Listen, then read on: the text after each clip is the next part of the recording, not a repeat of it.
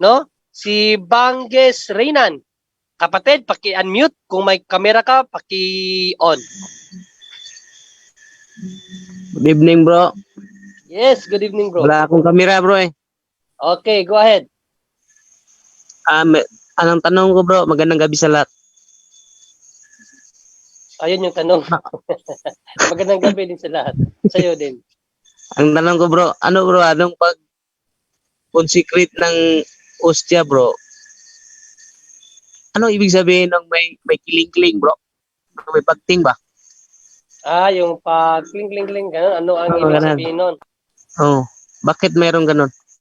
Okay na, so ibigay natin kay Bro Romel Palma. Bro Romel Palma, ano ba ang kahulugan ng pagkiling-kiling, yung bell, during sa consecration of the Holy Eucharist? Bro Romel? Okay, maraming salamat, no, Brother John Ray.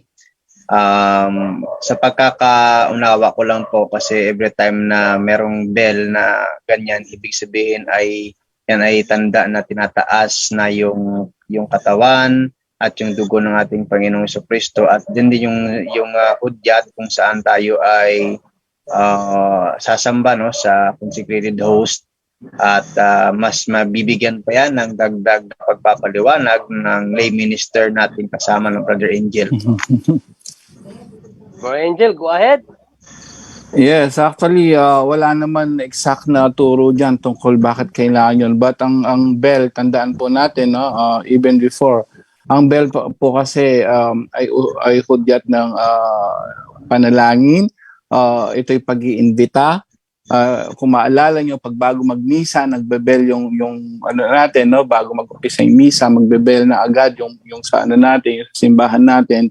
But this time, ang tiyempo po kasi niyan, yung pagtaas mismo ng ano, kung maalala nyo, saka kami mag-ano ng dalawang o tatlong beses, no. But actually, parang it's like a symbol of agreeing of something. Ito na siya, ito na si Lord. Kaya kailangan tayo magdiwang sa pamamagitan ng pagbebel ng 3 beses. Yun lang po, maraming salamat. Ayun, salamat to Bro Angel, no? So dagdagan ko na lang din, no? At tandaan natin mga kapuntos, no, ang ating tradition regarding sa pagbell, no? Sa lahat ng panahon, bakit may mga bell? Yan po ay pagpapaalala. Ayun, yung sinabi ng Bro Angel Udyat na tayo ay tinatawag, tayo ay pinapaalam, no? Halimbawa na lamang po, tuwing alas 8 ng gabi, naririnig natin yung kampana ng simbahan, nagkakalimbang yan, no? Hudyat po yan na tayo ay tinatawag o iniinyayahan ng simbahan, no, na makiisa na ipanalangin yung mga yumao. No, kasi yung alas 8 ng gabi, panalangin yung para sa mga yumao. Tapos sa alas 6 naman, maririnig natin yung simbahan natin, nagkakalimbang uli, panawagan yon, no, sa prayer for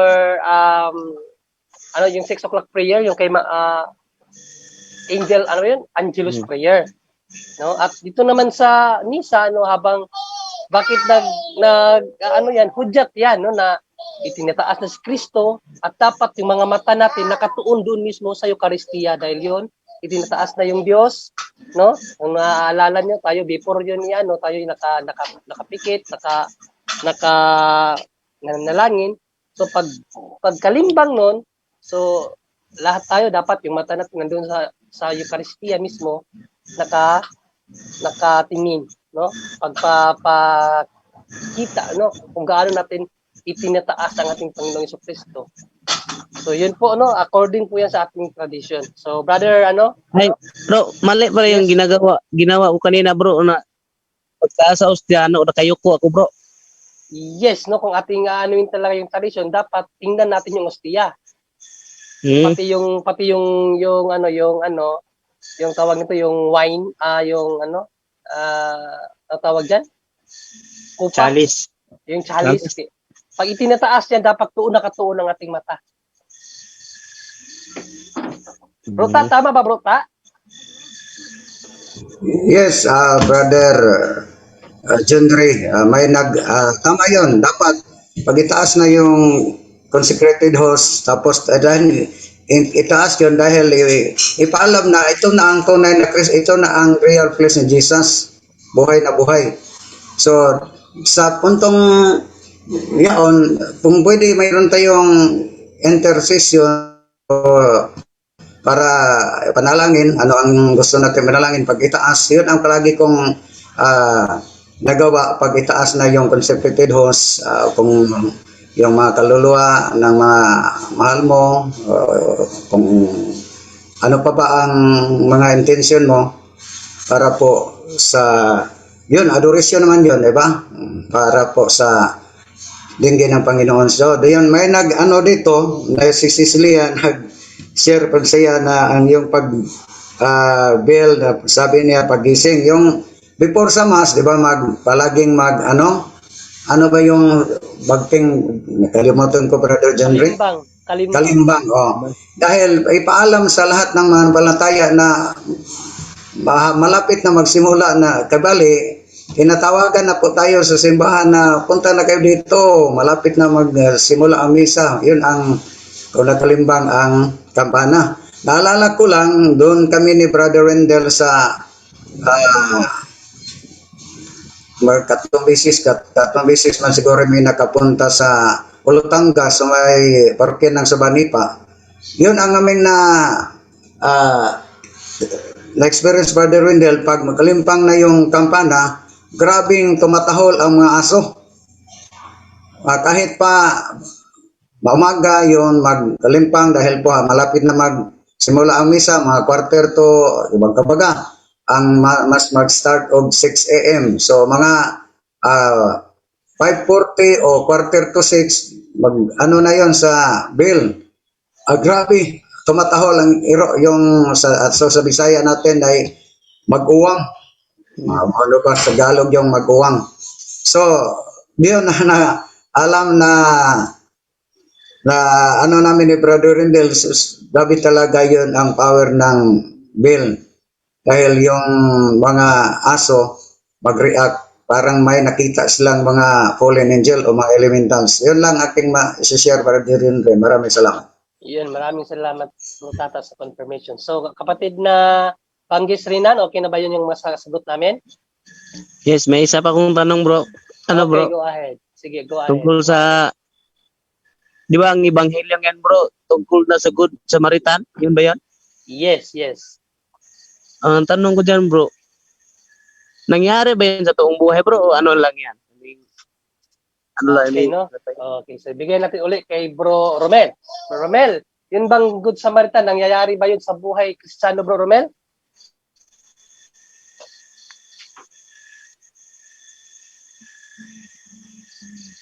Nawala yata si Bro Romel. Bro Romel Palma? Baka na-busy na si Bro Romel Palma, no? So, bigay natin kay Bro Angel, no? Bro Angel, nangyayari ba ang buhay sa Kristiyano ngayon yung pagiging Samaritano? O sino ba ang Good Samaritan? Yan. Bro Angel? Oh, hello. Ang tanong po yata ni brother kung nangyari ba 'yon, no? Tama, nangyari o nangyayari? Nangyayari ba sa buhay Kristiyano yung pagiging Good Samaritan? Ano bang tanong mo, bro? Nangyari ba yun sa panahon ni Kristo or sa buhay natin ngayon? Alin sa dalawa? Ano, bro? Literal ba yun na nangyayari o ano lang yun? Kaya nga, nangyari? para mabigyan ng tamang kasagutan, ang punto mo ba na literal na nangyari yun doon sa kapanahonan ba ni Kristo o sa kapanahonan natin ngayon? Pareho ba? Pareho na lang. Parehas. Okay, parehasan na lang, Bro Angel. Okay, tandaan po natin, ang ating Panginoong Jesus mahilig siyang mag-ano ng mga patalinghaga pag nagsalita siya. Or parable, no? Mga parabola. Yun po yun, during that time, yung sinasabi niya yun, yan ay talinhaga. Ibig sabihin, connected yun sa pag-ibig sa Diyos at sa kapwa. Yun is an invitation for us, actually, na gawin yun. Kung pansinin nyo po, yung Ebanghelyo yun, maalala nyo, unang dumaan dyan yung pari, di ba? And then, Yes. pangalawa, Levita. Alam niyo po ba para sa kaalaman ng lahat, ang pari, kaya tingnan mo, nakahandusay na siya, no? Nakahandusay siya pero hindi siya ginalaw ng pari. Pari 'yon, sacerdote 'yon eh. So supposed to be bilang pare, di ba? Ikaw mismo ang number one sa iyo dapat pagtulong sa kapwa. But on their tradition, para malaman ng lahat, hindi pwedeng humawak ang pari. Halimbawa kung patay yon. So pag patay yon, pag hinawakan yon, hindi siya pwede mag-serve sa simbahan. So sa kanilang tradition, bawal na bawal yon. Ganon din yung Levita. Yung Levitang yon, ganon din sila na pagka sila po ay nahawakan nila yung patay, ayon sa kanila, ang mangyayari po sa kanila ganun din. Hindi sila pwedeng mag-serve din. So these are the servant of the Lord, which is pinupunto ng ating Panginoong Yesus dito. Yung Samaritanong yon, galit na galit yun sa mortal magkaaway ang ng Hudyo. Hudyo po yung nakahandusay. So yung Hudyo yon at Samaritano, supposed to be Samaritano, hindi niya tutulungan yan because magkalaban po yan, no? On their culture. But anong essence dito? Kahit sino pa siya, Samaritano to, kahit Hudyo yon nakalaban po, pansinin niyo po talagang tinulungan niya, binihisan, nilagyan ng oil, So, ang punto po rito is, kaya tinanong ng ating Panginoong Jesus, dun sa parable na sinong kinalugdan ng Diyos? Yung bang pare yun, tsaka Levita, mga lingkod ng Diyos yun. Of course, itong may pag-ibig sa kapwa. So, wala pong kwenta lahat yan. Kaya on the Mateo chapter 25, alam natin yung from 35 to 46 na yan, pagdating ng paghuhukom, huhusgahan tayo sa pagtulong sa kapwa. So sa kay Lord, hindi yes, okay din 'yon, mahalaga yung pagse-serve kay God, pero sa kanya po kung ano man ang ginawa mo, kahit sino pa 'yan, alaban mo man, kaaway mo man 'yan, kung ano man ang ginawa mo dito, ginawa mo sa kanya. And that's exactly the lessons here. So ang ibig niya sabihin, that's a parable, pero connected po yan sa pag-ibig sa Diyos at sa kapwa. Yun lang po, maraming salamat. Yun, no? So, dagdag ko lang, yun ay parable yun kapatid, hindi yun literal. Pero nangyayari yun sa buhay ng tao noon at ngayon. No? Tulad ng sinabi ni Bro Angel, ang pahiwatig ng Panginoong Jesucristo doon ay hindi umaayon sa kung sino yung tinutulungan. No? Dahil yung Samaritano ay hindi nila kasundo ang mga Hudiyo. No, kung maalala mo 'yan, babasahin mo 'yan, yung unang nakakita doon sa Hudiyo, hindi pinansin, inano lang, no? Tapos yung pangalawa, ganoon din, hindi pinansin, pero yung pangatlo, hindi lamang niya tinulungan, pinasakay, dinala niya doon sa doktor, tapos pinangakuan pa niya yung doktor na pagalingin yung kanyang tinulungan, at pag gumaling na, babalikan siya ng Samaritano at babayaran. So ganoon dapat ang pagtulong, no, na gusto ng Diyos sa atin, hindi yung mga kakilala lang natin ang ating bigyan ng ganung uri ng pansin regarding sa pagtulong, kundi kahit sino, no, kaaway mo man o hindi, pag kinakailangang tulungan, dapat tulungan. Kapatid? Okay bro, thank you bro. Okay, you're welcome. Okay, so dito naman tayo sa pangalawa, si Janik Arman Bandulon. Kung may kamera kapatid, paki-on. Uy, nawala si Johnny. Johnny, nasaan? Nawala yata. Saglit lang ha. Parang napindot ko yata ang iba yung napindot ko. Ask to unmute, bro. Ask to unmute. Yun. Yes, sorry bro. Na-ex ko yung Okay lang, okay, bro. Brad. Okay, ang katanungan, bro? Magandang gabi sa inyo lahat, Brad. Una sa lahat, gusto ko lang i-congratulate yung team sa por punto, no, na kanina lang hapon ako nakakita kasi yung si Puses. Si Puses. Si attorney. Si Attorney Puses, congratulations and maraming salamat sa paglilinaw, mga Brad. Salamat kapatid. May nakagulo lang sa akin, Brad. Nakagulo lang sa akin kanina. Yung sinabi niya na gusto ko lang klaruhin muna di ba sabi niya, bakit hindi na lang winala? Nahirapan kasi talaga ako Tagalog, Brad. Sinsya ka na sa Tagalog ko, ha? Okay lang. Yung bakit hindi winala ora mismo ng Diyos si Satanas? Mm. So, napaisipan ko lang yon dahil sa gospel ngayon na parang pinakita kasi yung preach kasi kanina ni Father Darwin yung parang love your enemy. Kaya kaya siguro dahil hindi niya pinatay o inano si Satanas dahil yung Diyos natin is nag-work as love. Yung love kasi yung Diyos. Yung ano lang, Brad, yung ano lang talaga, yung tanong niya or yung sinabi niya kanina na kung alam naman talaga ng Diyos or ang Diyos is all-knowing, bakit naman niya nilagyan ng yung fruit of knowledge of knowing good and evil sa Garden of Evil Garden of Eden na andun si Adan at si Eva. Bakit kaya ginawa ng Diyos yun, Brad? Okay. So, Bruta, ikaw muna, Bruta. Okay, maraming salamat. Bakit tinalaga pa, ano pa ba, nilagay pa yung unang magulang natin sa Harden, sa Paraiso, o yung may fruit of Eden, yun ba? Ano ba? Di, Ang klaruhin tanong ko niya, lang, Bruta. Brad. Sige.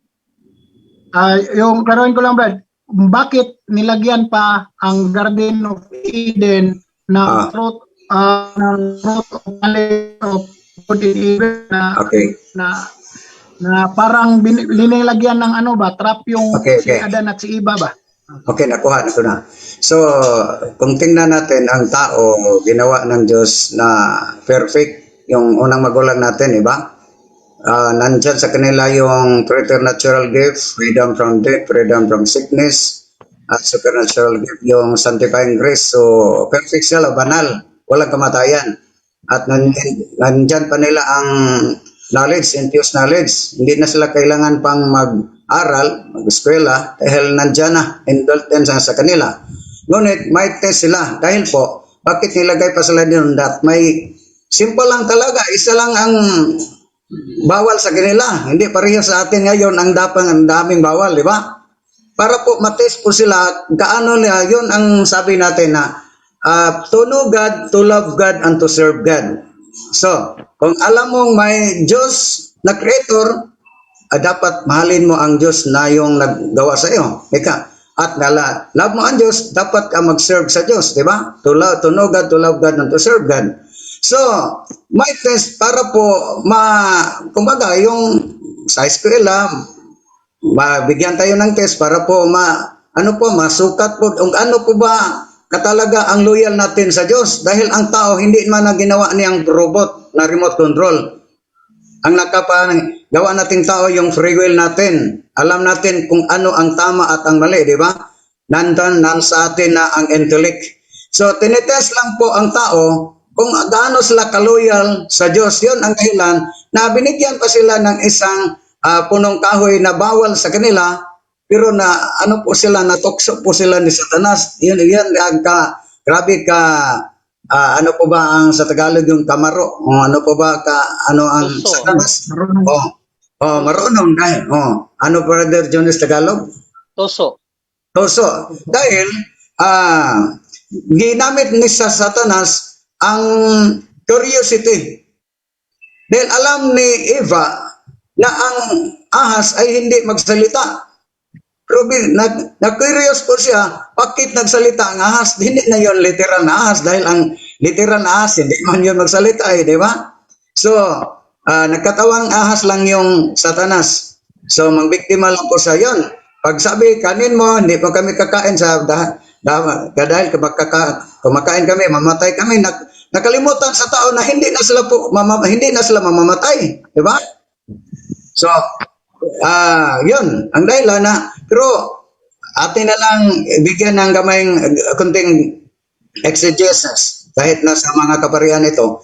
Pag sabi di ba, hinanap na ang tao ng Diyos, lalaki, nasaan ka naman, di ba? Una ang pangit ang hinanap ang laki. Sabi ng kapatid tayo ng mga Islam, tingnan yung Diyos ng mga Kristiyanos, hindi omnipresent. Hinanap pa niya ang tao. Di ba? Iba sa amin ni Allah. Hanggang sabihin, naputol na ang relasyon sa pagitan ng Diyos at sa tao dahil po sa sala. Yung sala ni Adan at Eva, hindi lang yun sa physical death, spiritual death. Yan ang dahilan na hindi sila, pagkain nila, hindi sila namatay diretso. Yun ang ibig sabihin kahapon ni Moses, di ba? Yung abogado ni Satanas. Bakit kinain nyo ang bungang kahoy? Hindi ibig sabihin na ang Diyos hindi niya alam na kinain ng tao ang bungang kahoy. Alam ng Diyos. Diyos naman siya eh. Ang gusto lang ng Diyos na ang tao ay aamin sa kasalanan, aangkin sa kasalanan. Ngunit kung tingnan natin, si Adan, umaamin ba sa kasalanan? Hindi. Sino po ba ang, di ba, sabi na Adan, ang babae nagbigay mo sa akin, yung nagpakain sa akin.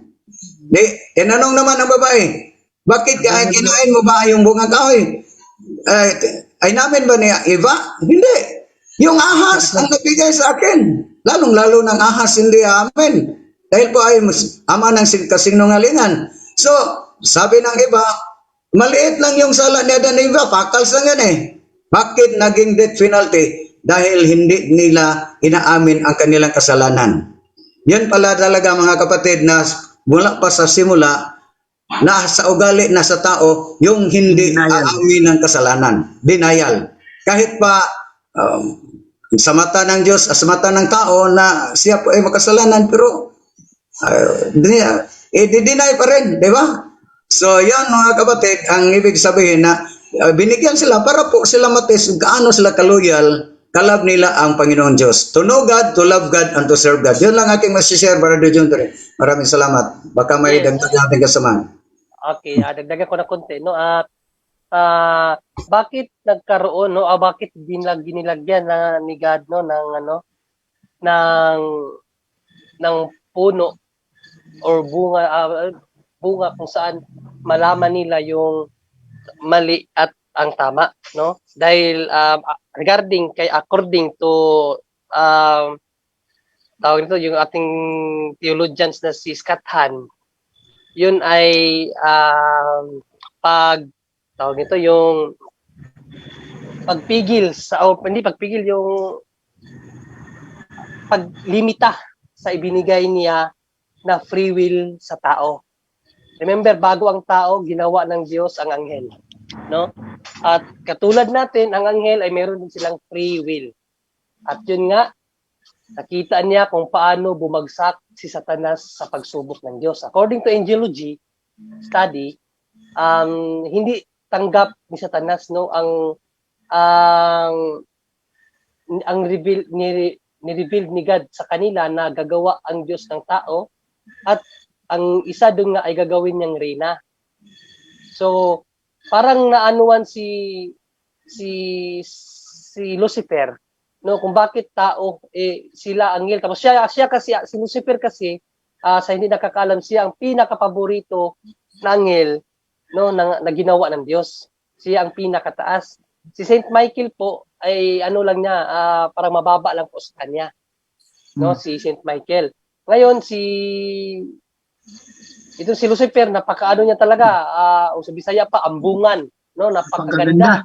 Napakaganda niya, masigit yung kanyang kapangyarihan kaysa sa ibang anghel. At sa kanya lahat ng hiyas. Yes, no? At akala niya kapantay na niya ang Diyos. Kaya nung narinig niya ang plano ng Diyos na gagawa ng tao at gagawing reyna, hindi pumayag itong si Lucifer. Kaya ginawa niya, sinusulon niya ang 3/4, no, na angels na ginawa ng Diyos. So ang natira na lang na tapat sa Diyos is 1/4. Kaya nagkaroon ng digmaan sa langit. 12:7-9, hudyat yon na ay hindi talaga nakapasa sa pagsubok ng Diyos si Lucifer, no? Kaya nag-alsabaluta ang mga kampo ni Lucifer, natalo, no? Dahil sabi nga ng Diyos, ang nagpakumbaba ay itataas ng Diyos. So si Saint Michael, mababa lang kay Lucifer yun, pero itinaas siya ng Diyos. Dahil ang Diyos ay makapangyarihan sa lahat.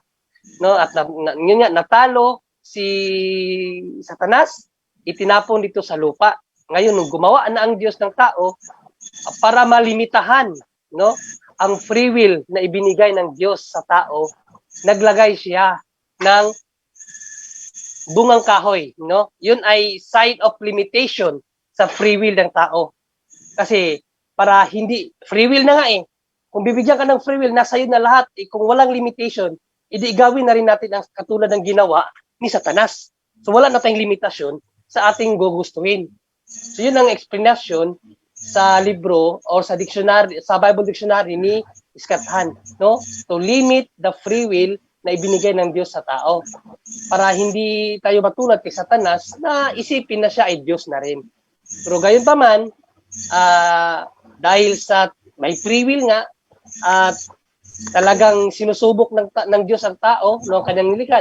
Yun nga sabi ni Brutata, to know God and to love God, no? Na tayo ay malaman natin na ginawa tayo ng Diyos at mahalin natin siya. Pero karamihan sa atin, dahil sa susul ng demonyo, ay mas naniniwala sa demonyo kaysa Diyos. O baka sabihin naman, o bakit hindi naman nagpakilala ang Diyos? Mali po, no? Sa Jeremiah 31:31 at Hebrews 10 to 11, yun pong pagkakakilanlan sa Diyos ay binagay na po niya sa atin, no? Sa ating puso, na hindi na po natin kailangan pang turuan para makilala ang Diyos. Nasa puso na po natin yan, ibinigay na ng Diyos yan.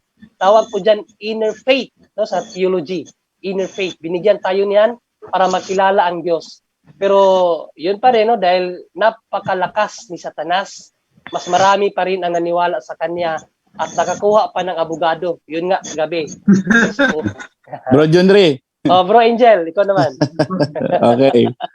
Ito yan ang yung tanong mo bro, yan ang nakapagdaya kay Sis Poo. So, pareho po yung tanong ng marami ngayon. Bakit daw, 'di ba sabi ni Brad Sis Poo, bakit hindi na lang nilalagay sa Pluto? Naalala niyo, no? Yeah. Bakit hindi daw, bakit pa daw dito? Ang daming galaxy, Bro Angel. Ang daming galaxy. Bakit dito pa sa Earth? Milky Way Galaxy. Ito sagot ko, Brad. Pag yan, okay, kaya nilagay dito yan, bro, hindi sa Pluto. Kung hindi nilagay dito, walang kliyente si attorney. Amen ba? Philosophical answer. Tama. Amen ba? Amen. Wala sa kliyente, walang kaso. So but kidding aside, yon tinatawag natin yung pagkukulang sa mga Bible reader. Okay? Correct. Tandaan natin, pag Bible Richmond, bakit? Totoo yun eh. Imaginein mo, dahil sa misinterpretation mo, mas gugustuhin mo pa yung creatures kaysa dun sa creator. Di ba? Dun pa lang makikita mo na eh. Bible reader eh. But look, listen to even si Brad Tata, even si Brad Junri, pansinin mo yung mga sinasabi nila. Hindi Bible ang binanggit eh. Exegesis, angelology, theology. In order for us to understand the Bible, kailangan natin dumaan sa mga ganyan. Mayroon pa nga hermeneutics eh. Mayroon pa nga catechism natin. Mayroon pa nga apostolic exegesis. And there's a lot to understand really the Bible. Ngayon, ang nangyari sa tao, nagbasa, nag-interpret, ayan, attorney na. Attorney na. Yes. See, that's exactly. So be careful, no? Malinaw po yun. Malinaw. Kaya dinala niya si Lucifer dito to test. That's a challenge for us.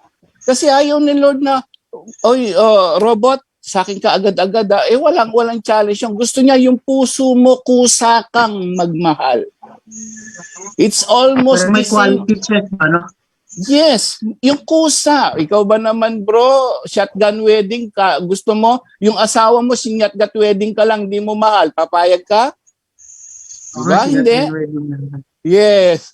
So, Ganon din yon. That's exactly the reasons. Hindi ka pwedeng pilitin ng Diyos. Gusto niya yung mismong magkusa loob ka. Kaya siya nagbigay. Hindi siya masamang Diyos. Why? Nagbigay siya ng ng batas eh. Kasi kung hindi tayo mahal ng Diyos, bahala kayo, walang batas. Tama, hindi? Oo, tama. Walang batas yan kasi hindi tayo mahal ng Diyos eh. But that's why He loves us. He makes rules. Commandments. Tama. Ito yung gagawin mo, magpapagpapalain ka. Ito yung gagawin mo, parurusahan ka. And it's not even Him. Hindi ang Diyos ang nagparusa, kundi ikaw mismo. Pinili mo ang impyerno. Hindi ang Diyos ang nagdala sa'yo sa impyerno. Amen? Yun lang po. Yes. Maraming Amen, brother. salamat po. Yun lang po. Maraming salamat. Salamat po dyan. At dagdagan ko lang uli, no, yung sinasabi niya na bakit dito pa sa lupa? So, bakit dito pa sa earth? Sa tingin niyo ba mga kapatid, kung inilagay tayo ng Diyos doon sa Jupiter, the biggest planet, hindi tayo mapupuntahan ni Satanas? Oo. Yun ang problema niya kasi wala siyang pag-aaral. No? Yung tinatawag na Hebrew Angel na hermeneutics, the proper interpretation or the science of interpretation. Ang turo po no sa simbahan, ang mga spiritual being, itong mga anghel, no, hindi nasakop sa bound time and space. Wala po sila yan. Ibig ko sabihin, kahit saang galaxy pa sila gusto pumunta, kaya nilang pumunta. Dahil hindi sila saklaw sa time, space, at tawag nito. Wala ho sila, hindi sila saklaw noon. Kahit saan nila gustuin, isipin lang nila agad-agad, andun sila mapupunta. No? So yun po ang, yan din. At saka yung sa sinasabi mo pala kanina, kung bakit hindi na lang winala ng Diyos si Satanas, para saan pa yung parusa, kapatid? Di ba? At remember, no? Sabi, parang kukontradik dahil ang Diyos ay God is love. Yes. But remember also, God is justice. Dalawa yan. God is love and He also justice. Salmo 7:11. Ang Diyos at pag-ibig at the same time, ang Diyos ay justisya. Kaya mayroon talagang napaparusahan sapagkat mayroong justisya. Kapatid? Oo nga. Maraming salamat sa mga magagandang tanong niyo mga brad ha. Pero gusto ko magandang sagot nga pala. Magandang sagot. Yung clarify ko lang Brad Junre, yung yung sinabi mo kanina na yung war on heaven ba? Parang nalaman ko kasi hindi 3/4 yung nasakop ni Satanas, parang 1/3 lang ata kasi ng angel yung sumama sa kanya. Yung Report, basahin natin ha. Report, basahin natin. Revelations 12:3. Okay, Revelations 12:3, ito ang sabi. Isa pang palatandaan ang lumitaw sa langit, isang napakalaking pulang dragon. Ito'y may 7 ulo at 10 sungay at may korona ang bawat ulo. Kinaladkad ng kanyang buntot ang 3 bahagi ng mga bituin sa langit. Ibig sabihin yung mga anghel, 3/4 yun. Hindi yung 1/3. 3/4 pala yun. 3. Okay. 3/4. Yung 3 bahagi. Yes, 3/4, hindi 1/3. Okay. Maraming salamat sa paglilinaw, Brad John Ray. Pero may follow-up question lang ako. Okay, go ahead. Last question, bro. Last question kasi marami pa nagtanong. Okay. Salamat. Yung question ko lang po dahil yung God is love, tapos yung sinabi ko din na bakit din niya pinatay na lang si Satanas para mawala. Dahil makomunikta ito sa sitas na bro, tingnan ko muna bro sa Lucas 19:27. Sige, basahin mo dyan. Ano basahin mo dyan? Basahin ko. Bisaya bro, okay lang? Sige, ako na lang magtagalog. Lucas 9:27. Lucas 19. 19. Ano mo dito, kapatid? Yung sa ganyan na sitas po bro, isa yan si Satanas na ayaw maghari ang Diyos. Ayaw si Jesus si Jesus ang nagsabi niyan. So bakit hindi papatayin bro gamit ng sitas na yan? Anong bakit hindi patayin? Papatayin nga eh. Patayin sa harap ko nga eh. Sila rito patayin sa harap ko. Kaya nga bro, bakit ba binuhay yung komunita yun bro ba? Okay, ganito para maunawaan mo kapatid. Hanggang ngayon si Satanas.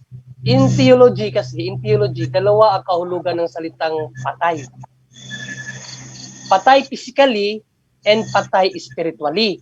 In physical, Yan ang sinasabi sa Ecclesiastes 12:7 na kapag ang tao mamatay, ang kaluluwa ay hihiwalay sa kanyang katawan. Yan ang physical death. Ano ba ang kalawang kamatayan na doon itatapon si Satanas? Ito, Pahayag 21:8. No? Ito yung kamatayan na ibig sabihin ng Diyos diyan, impyerno. Subalit para naman sa mga duwag, mga taksil, mga gumagawa ng mga kasuklam-suklam na bagay, mga mamamatay tao, mga nakikiapid, mga mangkukulam, mga sumasamba sa Diyos-Diyusan, at sa lahat ng mga sinungaling. Remember, si Satanas is ama ng sinungaling, John 8:44. Sa lahat ng mga sinungaling, ang magiging bahagi niya sa lawa ay ang nagliliyab na apoy at asupre. Ito ang pangalawang kamatayan. Yan ang ibig sabihin na kamatayan na sinasabi ng Diyos, eternal damnation. So ano bro, yung gamit ng sitas na yan bro, Yes. parang contradict kasi sa pagkakilala natin lalo na sa ebanghelyo ngayon na parang love your enemy. Yes. Ano, kukonekta ba yon sa sinabi mo kanina na parang na-anticipate mo tong Love your enemy. Nasabi mo kanina na God is justice as well. Yes, no, love. Sakit lang kasi inano ng anak ko. Love your enemy, pero hindi niya sinabi na kahit hindi siya kilalanin, ay ilalove mo pa rin. No? Mateo 10:33, ito ang sabi ng Panginoong Jesucristo. I-love your enemy na yung tao na kaaway mo na pwede pang magbago. No? Pwede pang mapangaralan baga. Pero kung katulad ni Satanas yung tao, ay ito ho ang sabi ni Panginoong Jesucristo, no? Matthew 10:33. No, basahin natin. Ngunit ang sino mang ikaila ako sa harap ng mga tao, ay ikakaila ko din sa harap ng aking amang nasa langit. So kung ikakaila mo ang Panginoon, hindi mo kikilalanin ng Panginoong Jesucristo, ay hindi ka rin niya kikilalanin. Pero sa ating mga tao, binigyan tayo ng Diyos noon na mahalin niyo ang inyong kaaway para sa atin 'yon. Para hindi tayo magmayabang ba na tayo ay mga Kristiyano, kami ay ligtas na. Hayaw ng Diyos ng ganun. Gusto ipakita ng Diyos sa atin, gustong ituro ng Diyos sa atin na magpakita tayo ayon sa kalooban ng Diyos na mapagkumbaba, hindi mapagmataas. Kaya, love your enemy. Hindi po rin niya sinabi na yung mga enemies niya, like Satan, ay ililigtas din niya. Hindi. Iba yung kasi pag hindi na sa kilalanin, tulad ni Satanas, hindi na kinikilala ang Diyos, bagkos pinapantayan na ang Diyos, ay wala ho yung sa langit, wala po yung luna ba? Wala yung luna sa langit. Wala siyang bahagi sa langit. Doon yun pumasok yung sinabi mo na God is justice, bro, no? Yes. So, Psalm 7:11. God is love and justice. Brother John Ray? Yes, bro, tata. Katulad lang siguro yon sa hermeneutics na yung sentido contextual. Kung tingnan natin sa lumang tipan, di ba? Grabe, ang hatred, ngipin sa ngipin, di ba? Mata sa mata, hatred. Yes, So ngunit sa pero sabi sa Isaiah 9:6 na ang ating Panginoon Jesus ay siya po ang prinsipe ng kapayapaan. Ngunit pagdating sa bagong tipan, sa Luke chapter 12 verse 5 at saka sa Matthew 10:34, sabi ng ating Panginoon Jesus, hindi po ako naparito para po magdala ng kapayapaan, kundi espada. Diba? So, parang nag-contradict na. Si Jesus ay prinsipe po ng kapayapaan, pero pagdating niya dito, sabi niya, wala po ako nagparito para pagdala ng kapayapaan, kundi espada. So, ang ibig sabihin sa mga Bible scholar na hindi bigyan ng kapayapaan sa Diyos yung mga taong sinungaling, mga taong nangaral ng mga kamalian. Di ba? Hindi niya pahintulutan na sa ayunan na lang yung mga tao na halimbawa sa ating gospel ngayon, di ba? Yung mga pare at levita, ang kanilang ceremonial yung ang pinagmalaki nila. Dahil bawal sa kanila na maghawak ng dugo, yun, iwasan nila yung na biktima, di ba? Ngunit yung isang Samaritano na wala po siya na nagsunod sa ano po ba ang istrikto nilang batas sa mga Hudyo, dahil po kinikalala pa siya makasalanan, pero meron pa siyang pananaw ka sa kapwa-tao, mayroong word of mercy. Yun ang kahit na kinikilala siya nga kalaban niya, yung tong mga taong ito, pero tinulutulungan pa rin niya. Yung love your enemy.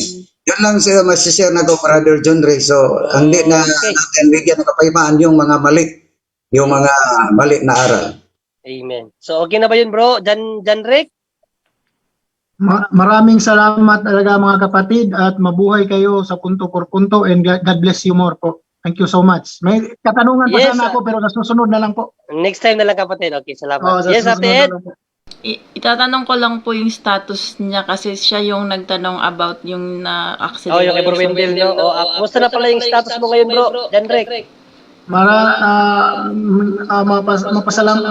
Mapasalamaton na yun sa Tagalog ng pasalamaton. Basta I am very thankful o grateful na nakausap ko si Bro Wendell.